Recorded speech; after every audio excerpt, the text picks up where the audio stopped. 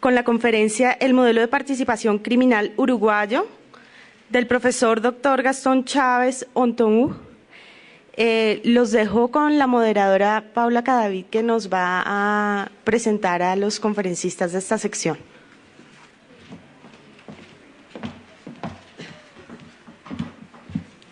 Bueno, muchas gracias. Ya esperamos que termine de entrar la gente de almorzar. Bueno, ahora por la tarde tenemos entonces primero el modelo de participación criminal uruguayo y luego de un café el modelo de participación criminal costarricense. El modelo uruguayo está a cargo del profesor Gastón Chávez Ontú. El profesor Chávez, bienvenido a Colombia. El profesor Chávez es doctor en Derecho de la Universidad de la República Oriental de Uruguay, es exbecario del Instituto Max Planck para el Derecho Penal y Extranjero Internacional sobre problemáticas relacionadas con los delitos de omisión y también en materia de parte general del derecho penal uruguayo. El profesor Chávez es profesor de Derecho Penal de la Universidad Católica Damaso Antonio Larrañaga, profesor de posgrado en Derecho Penal Económico en la Universidad de Montevideo. Entonces, damos paso a la exposición central del estudio del modelo de participación uruguayo. Profesor, gracias. Bueno, buenas tardes. Antes que nada, agradezco profundamente a los organizadores, a la Universidad Sergio Arboleda, a la Fundación Humboldt, al Instituto Max Planck, por esta cordial invitación y fundamentalmente a la hospitalidad colombiana.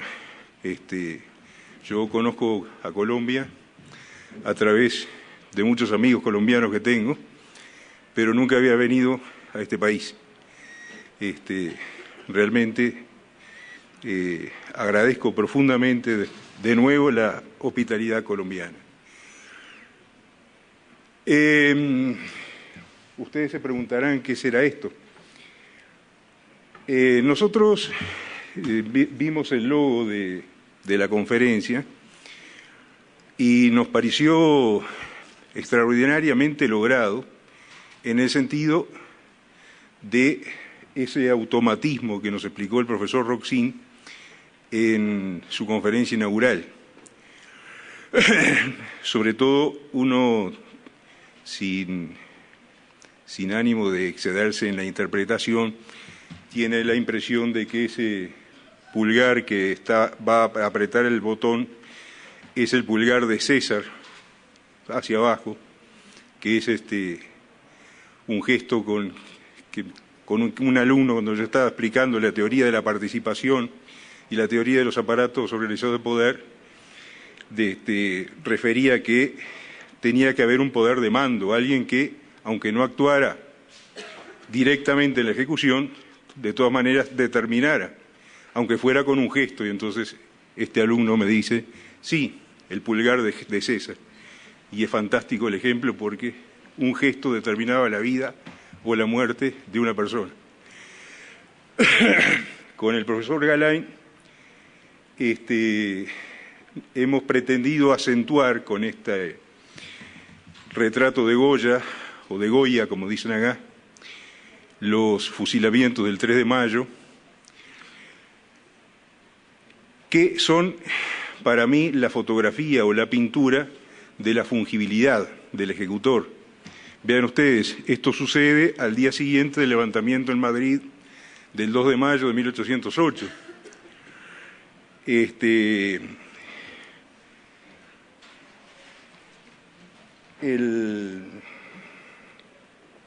Se dispuso, por supuesto, un fusilamiento generalizado de todos los rebeldes, y lo que ustedes ven ahí es que, si bien las víctimas tienen rostro, los soldados franceses no lo tienen, son seres sin rostro, casi números, seres totalmente intercambiables.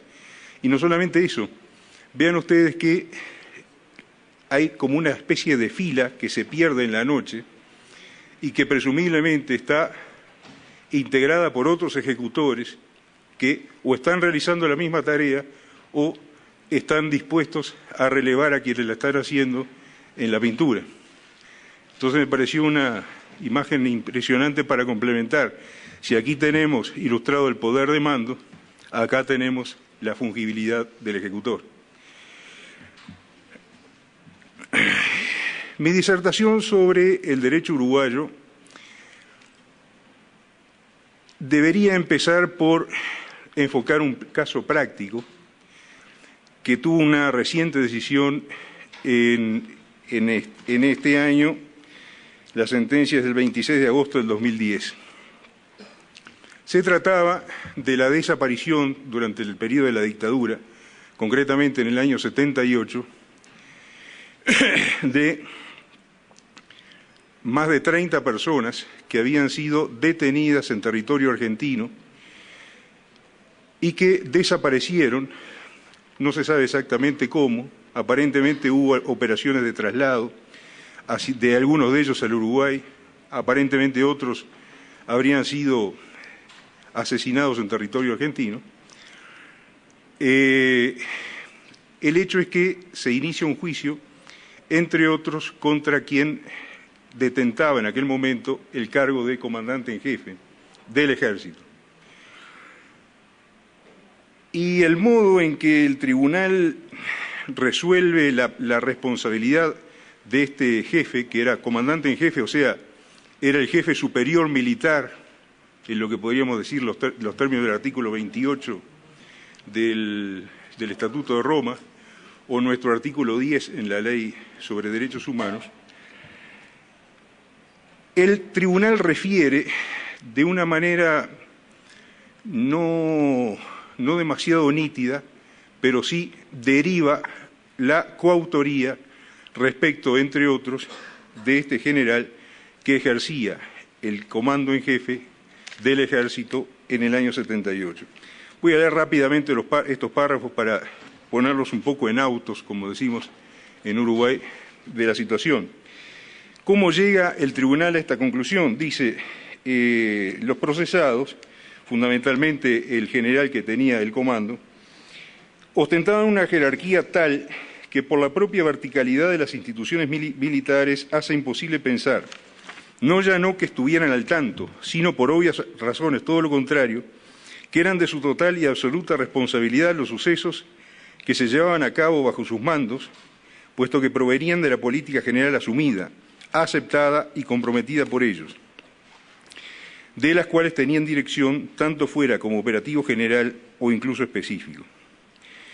Por ello, la discrepancia fundamental de la Sala con la argumentación central de las defensas en cuanto a la valoración de la prueba de cargo radica en que las mismas centran su atención en si obra en autos o no, lo que sostienen, la constatación de la presencia directa de los indagados en la ejecución material de una o alguna de las privaciones de libertad en una o alguna de las evidentes ejecuciones posteriores de determinados individuos, o incluso en los específicos movimientos tendientes a hacer desaparecer sus restos, lo cual no es el punto medular de la cuestión, sino muy por el contrario, si estuvieron vinculados a los actos de decisión necesarios dirigidos a la ejecución de dichos acontecimientos y, en caso afirmativo, cómo y cuándo. Y, para no extenderme en la cita, se dice que este general, el comandante, tuvo total dominio del hecho a través del aparato estatal, independientemente de los ejecutores y las víctimas. Está plenamente probado que la responsabilidad no es de escritorio, sino material, mediante la estrategia delineada a través de más de una década por esos miembros de las Fuerzas Armadas, organizadas en forma vertical y disciplinada, aportando la logística, los centros clandestinos de reclusión, los vuelos, los intercambios con el Gobierno de Argentina, tanto de prisioneros como de efectivos militares, lo cual es impensable sin orden y sin apoyo del mando. La Junta de Comandantes era el máximo órgano teniendo como enseña de sus ojos la destrucción de los subversivos, con planificación en las grandes líneas de combate y supervisión de todo cuanto ocurría. Y se concedió gran discrecionalidad para ese fin a los mandos intermedios, asumiendo todas las consecuencias que de ellas se derivaran, como lo eran los asesinatos en interrogatorio. Entonces, no se le atribuye responsabilidad al Barrer, sino en tanto articulador desde la cúspide de la ingeniería de destrucción del enemigo para obtener información, si era necesario, y no dejar rastros de ellos. Y así ocurrió, no en vano se buscan los restos de los fallecidos en los cuarteles. Y no se dirá que no se buscó exterminar, como en Argentina, donde hay 30.000 desaparecidos, sino en aniquilarla militarmente, cuando uno de los medios era la información y para obtenerla era necesaria la tortura y la muerte, pues había complacencia. Hasta acá la sentencia. Ustedes dirán, bueno, de acá se derivaría la consecuencia de que hay autoría por aparato organizado, por mediación de un aparato organizado de poder. Sin embargo, el tribunal no llega a esa conclusión, sino que llega a la conclusión de que hay coautoría. Aquí termina la sentencia y aquí deberían empezar las noticias sobre nuestro derecho. ¿Es correcta, es acertada la decisión? Para ello, entonces sí, tendremos que transitar de pronto las fastidiosas citas de nuestros artículos. Entonces pediría el artículo 59 inicia la materia del concurso de delincuentes. Como advertirán ustedes, el derecho penal uruguayo no adhiere a la teoría monista, sino a la teoría diferenciadora. Un autor y partícipes. Como dijera Machado, que se divide el trabajo. Los malos unten la flecha, los buenos tiendan el arco. El artículo 59 entonces dice que son responsables del delito, además del autor, todos los que concurren intencionalmente a su ejecución, sea como coautores, sea como cómplices. Y luego en un inciso segundo dice que en los delitos culposos, o sea, lo que podríamos decir los delitos imprudentes, cada uno o cada quien responde de su propio hecho. Y el resto pueden prescindir de él porque son leyes de aluvión que exageraron la responsabilidad cuando en la participación intervienen 3 o más personas o cuando existe el concurso de inimputables. Luego, nosotros tenemos una figura del autor a la cual acceden las conductas de los otros partícipes. Y dentro de esas conductas que acceden tenemos la figura del coautor y la figura del cómplice. ¿Quién es el coautor? ¿Quién es el autor? Eso lo determina el artículo siguiente, el artículo 60, que dice que son autores los que ejecutan los actos consumativos del delito. Y también, artículo 60, inciso segundo, aquellos que determinan a una persona no imputable o no punible a cometer el delito. Más o menos, no sé si lo estoy diciendo bien. Está aquí, perdón. Es que yo nací demasiado pronto para entender estos avances de la modernidad. Perfecto. Aparentemente, el código seguiría el criterio objetivo formal, o sea, descartamos la teoría de determinar la autoría a través de la teoría subjetiva, que todavía hemos oído que tiene su prosperidad en Alemania. O sea, ¿quién es el autor? Bueno, el autor es aquel que quiere el delito como propio. También alguien mencionaba ayer la teoría de la empresa criminal común, que es también un elemento definitorio para saber quién es el autor dentro de alguna de las modalidades de la empresa criminal común. No es ese el criterio que sigue el código. El código dice: autor será aquel que aparece realizando los actos consumativos del delito. Pero como el código se dio cuenta que le quedaban afuera aquellos delitos que se cometían a través de una persona como instrumento, entonces amplió aquellas situaciones de autoría a los casos en que la persona no actúa directamente realizando el verbo consumativo, sino cuando lo hace a través de otra persona, que es la persona instrumental. Normalmente, quienes hemos transitado por la obra de Roxin, hemos visto que las formas clásicas de la autoría mediata se dan a través del dominio, sea del dominio de la voluntad, sea a través del conocimiento de la persona que actúa sin conocimiento, sea a través de la persona que actúa sin voluntad, caso de la coacción. Pero nuestro código es tan generoso en aportar instrumentos que no se queda en eso. Vean ustedes que se dice la persona que ejecuta como instrumento puede ser un no imputable o no punible, con lo que estamos viendo que se incurre en el pecado aquel que decían los latinos, ens praeter necessitatis non esse multiplicanda, no se debe multiplicar los entes al margen de las necesidades, porque evidentemente un inimputable es un no punible, porque el código hubiera dicho, los que determinan a personas no punibles son autores, estaría cumplido. Con lo que engloba no solamente aquellas situaciones de dominio de la voluntad expuestas por Roxin, sino casos en que el sujeto no punible actúa no bajo dominio de la voluntad en situación de error o de coacción, sino libremente, como en aquellos, supongo yo, que en todos los derechos debe haber la misma norma que era el nuestro, en el sentido de que los delitos contra la propiedad cometidos en familia, cuando son sin violencia, no se castigan. No sé si eso ocurre acá, pero era una regla bastante generalizada.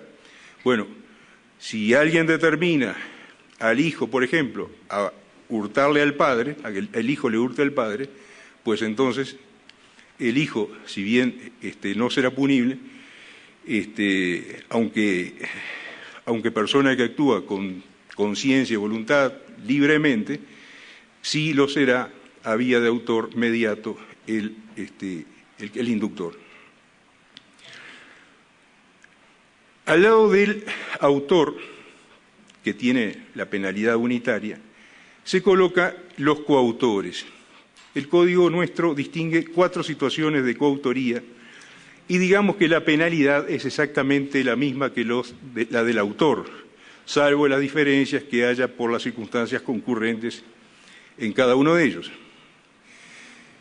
Y acá viene de pronto una sorpresa o una discordancia respecto de todo lo que se ha venido diciendo acá con respecto a la figura del inductor. El inductor es, en la mayoría de los derechos, es un personaje independiente que actúa induciendo al ejecutor del delito y no tiene el estatuto de coautor porque el estatuto de coautor lo da la comisión conjunta del delito. Acá no. En el derecho uruguayo, el inductor o el que determina es también un coautor.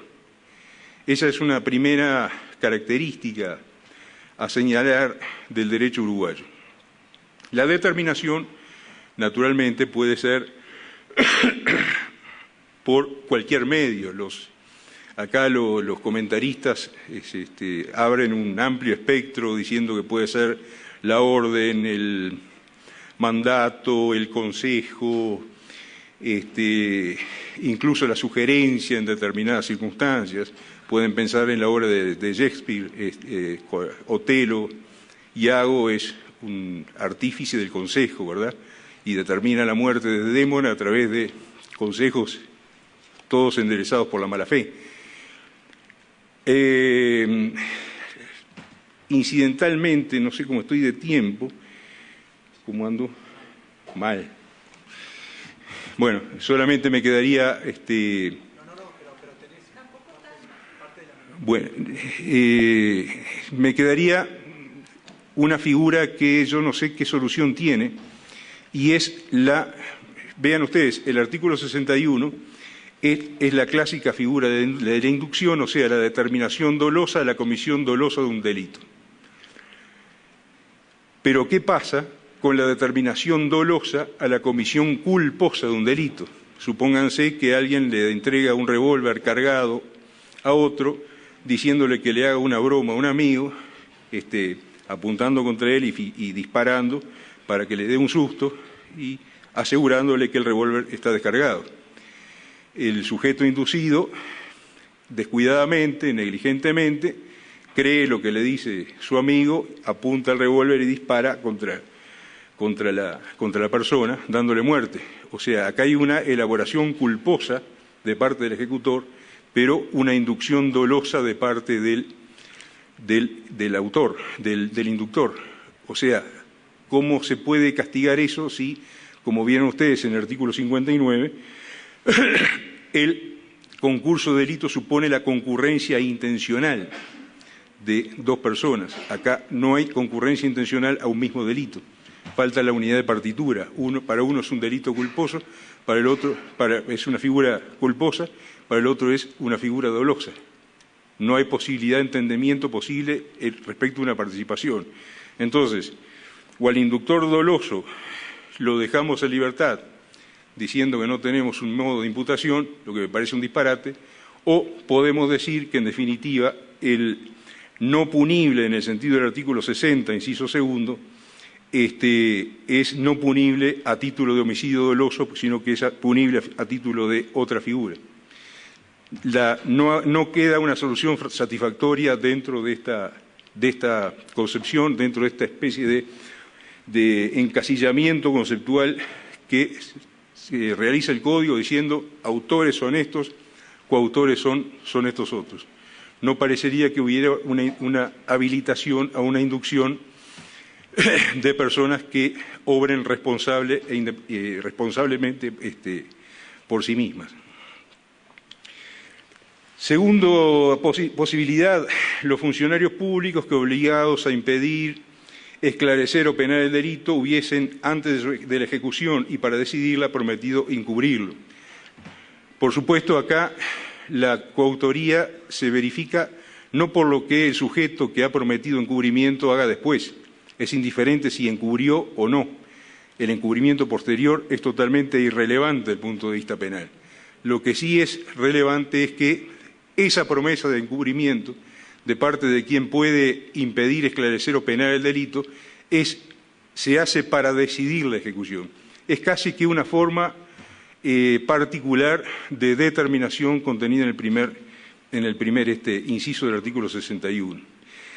Y luego tenemos el inciso tercero, los que cooperan directamente en el periodo de la consumación. Avanzando a muy rápidos pasos, lo que podemos decir acá es que podría pensarse o puede concluirse que aquí se consagra la teoría de la coautoría clásica en la versión de Roxin, o sea, una comisión común del hecho con aportes, digamos, de igual importancia, de modo que sin el aporte de uno el delito no se podría haber cometido. Luego, si bien el Código no sigue la teoría del dominio del hecho, aparentemente, en este inciso tercero es la única forma de interpretarlo y entenderlo, es justamente la comisión común, lo que se llama la coautoría funcional. Y luego, como última posibilidad de verificarse la coautoría, el numeral cuarto del artículo 61 son coautores aquellos que cooperan a la realización, sea en la fase preparatoria, sea en la fase ejecutiva, por un acto sin el cual el delito no se hubiera podido cometer. El ejemplo clásico, el sujeto que le proporciona a otros la clave de la combinación de la caja fuerte. Antes de dejar el tema, me gustaría decir que en el juicio seguido por homicidios contra un expresidente de la República se invocó el numeral segundo del artículo 61 en el sentido de que, según la sentencia, este presidente habría actuado como coautor por promesa de encubrimiento, en la medida en que, por su situación como presidente, estaba en la situación de impedir el delito a través de impedírselo a sus subordinados. Pero también, en ese mismo caso, se imputó la coautoría a través del numeral 4, porque se dijo, si este señor no hubiera dado un golpe de Estado, entonces las fuerzas armadas no habrían quedado tan sueltas de control como lo estaban cuando existía el Parlamento, con lo que un poco es la teoría de que de aquellos polvos vinieron estos lodos. Y ahora sí, como habíamos acordado con el profesor Galán, que íbamos a hablar de la curiosidad del... Bueno, no, perdón, tendríamos que hablar de los cómplices. El artículo 62 establece la complicidad. La complicidad, a diferencia de la coautoría, tiene una penalidad diferente. En principio es la mitad de la pena, pero el juez puede elevar el margen punitivo hasta la unidad, teniendo en cuenta los antecedentes, el modo de participación del sujeto, en fin, la famosa teoría de la peligrosidad, que es una de las delicias de Pablo, así que eso se lo voy a dejar para que critique a gusto y que tiene todo mi apoyo y toda mi hinchada. Pero lo que sí corresponde decir es que el concepto de complicidad es un concepto residual, es decir, Irureta Goyena, el autor del código, entendía que el cómplice es, digamos, dentro del escenario del delito algo así como un partiquino, no es el actor principal. Es la persona, dice, que por menores competencias, menores capacidades, es la que está menos preparada para el delito y por consiguiente es el menos peligroso. O sea, le damos menos pena porque es, en definitiva, es más incapaz de delinquir. Esa es un poco la teoría. Pero claro, dice Irureta, ahora, si el juez considera que es peligroso, entonces se eleva la unidad sin ningún tipo de problema. Se me va la boca de ganas de hacer la crítica, pero eso la va a hacer Pablo. Y, no sé cómo estamos. Sí, bueno. Artículo 63. Esto yo creo que es una curiosidad de nuestro derecho. Responsabilidad por delitos distintos de los concertados. Si el delito cometido fuere más grave que el concertado o de igual gravedad, pero de distinta naturaleza, o complicado por otros delitos, los partícipes extraños al hecho responderán por el delito concertado y cometido y solo por el cometido sin concierto en cuanto hubiere podido ser previsto de acuerdo con los principios generales. Y si el delito cometido fuere menos grave, se responderá por el delito cometido. Esto ha dado lugar a múltiples problemas, porque aparentemente, y ahora yo diría que casi sin aparentemente, de lo que está hablando acá el Código es de una responsabilidad culposa, y así lo establecía Irureta Goyena en sus notas. Es decir, la responsabilidad deberá ser menor teniendo en cuenta que el hecho excedente es respecto del partícipe que no lo cometió, que el partícipe concertante del delito previo, digamos, es un delito que no se comete con dolo. Y es necesario hacer una serie de distinciones, porque acá están fuera del caso los casos de dolo eventual. Supónganse que un sujeto le dice a otro dos, cosa que ocurrió. ¿Por qué no van a la casa de fulano que cobró la jubilación y es un montón de dinero? Y van y si está durmiendo, ustedes saben, el hombre es de mucha edad, o sea que no van a tener problema en reducirlo. Pero piensa que estos dos sujetos, que no son, digamos, la flor y nata de la sociedad, se les puede ir la mano y que en lugar de asustarlo, amenazarlo, reducirlo al señor, lo pueden llegar a matar, cosa que ocurre. Si eso estaba dentro de la previsión del inductor o del determinador, entonces acá no hay problema. Acá, por aplicación de los principios del dolo eventual, también hay concurso intencional a la realización del delito. El problema es cuando este sujeto, que induce a los otros dos a hurtar en la casa de este hombre, no prevé, pero es previsible, que se pueda derivar un hecho más grave como puede ser la muerte. En ese caso, la responsabilidad es evidentemente culposa, porque el sujeto A no ha previsto lo que puede ser previsto. Nosotros tenemos, entre las peculiaridades de nuestro código, estructurado el delito culposo de una manera muy peculiar. En el artículo 18 se dice que el hecho es culpable cuando, con motivo de ejecutarse un hecho en sí mismo jurídicamente indiferente, se deriva un resultado dañoso que, pudiendo ser previsto, no lo fue por imprudencia, impericia, negligencia o violación de leyes o reglamentos. Es decir, en el Código uruguayo se consagra lo que se llama el arranque lícito, que a Irureta le pareció, el autor del Código, le pareció que era una innovación, una creación genial. Y en realidad resultó una complicación, porque, vean ustedes, la forma de imputarlo culpablemente desaparece si nosotros entendemos que si nosotros consideramos que estos sujetos están realizando no una conducta jurídicamente indiferente, sino una conducta penalmente indiferente, penalmente relevante, como es la de, por lo menos, entrar a la casa de la otra persona con intenciones de hurto. Ante ello, ha habido en el Uruguay dos posiciones doctrinarias. Una dice, este artículo 63 es inaplicable y entonces el partícipe extraño al hecho quedaría libre. Y hay otra, que es la que sostiene la Suprema Corte de Justicia, que dice que, en definitiva, la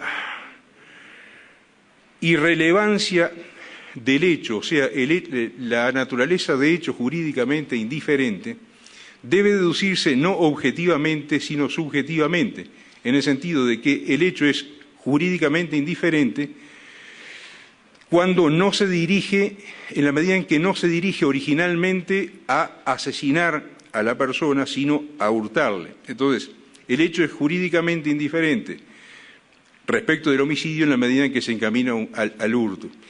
Como solución parece bastante defectuosa, pero es la que ha encontrado la jurisprudencia para evitar la impunidad. Y bueno, quedarían algunas cuantas cosas.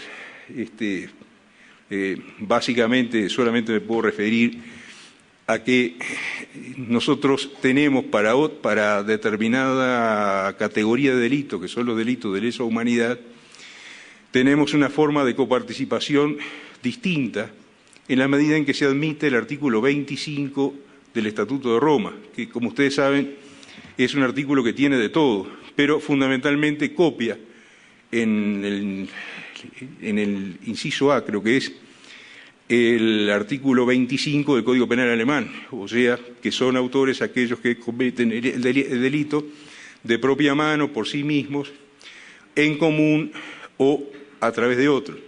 Esto, ustedes saben, ha generado en la interpretación de la Corte Internacional, como nos lo recordaba el profesor Roxin en la mañana de ayer, una interpretación, una corriente jurisprudencial bastante firme en el sentido del dominio del hecho, ya sea determinando la coautoría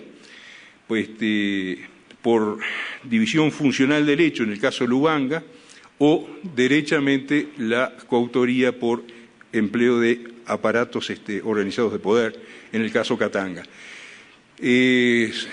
Son corrientes jurisprudenciales jóvenes, las que se inician en la CPI, y nosotros todavía no tenemos experiencia porque estos artículos, los de la Ley 18.026, que son los delitos de lesa humanidad, rigen para el futuro, o sea que deberían experimentarse a partir de hechos que ojalá nunca más se cometan en el Uruguay. Y bueno, y entonces, antes de que me suene la campana, termino. Bueno, y les agradezco de nuevo la atención y muchas gracias de nuevo por la hospitalidad.